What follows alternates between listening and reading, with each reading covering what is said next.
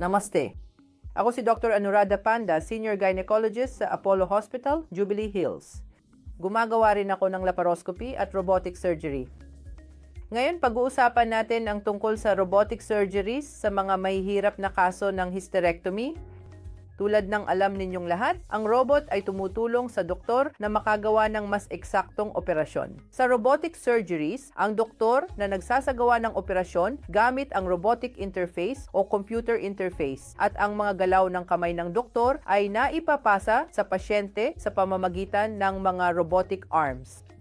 Ngayon, ano ang tinatawag na mahirap na hysterectomy? Halimbawa, kung mayroon kang napakalaking matris na may maraming fibroids na sumasakop sa buong pelvis, o kung nagkaroon ka na ng maraming operasyon dati, maraming cesarean, laparotomy, o kung ang isang tao ay napakataba na may napakataas na BMI.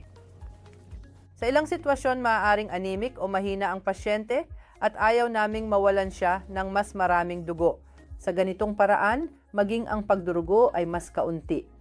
O sa mga kaso ng endometriosis, sa mga pasyenteng may endometriosis na nangangailangan ng hysterectomy kung saan maraming adhesions. Kaya sa mga kasong ito, mas maganda ang robo kumpara sa laparoscopy. Dahil sa robotic system, ano ang nangyayari? Ang mga robotic arm, ang mga instrumento ay may 360-degree na galaw. Kaya ang mga instrumento ay kayang umabot ng malalim sa pelvis at maaring maisagawa ang operasyon ng mas maingat. At ang malinaw na paningin ay tumutulong din upang mas maganda ang pagkakagawa ng operasyon.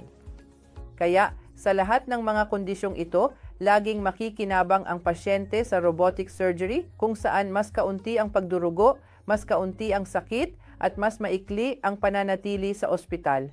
At mas mababa ang morbidity kapag ang pasyente ay may maraming adhesions, obese, o may iba pang mga comorbidity. Salamat po!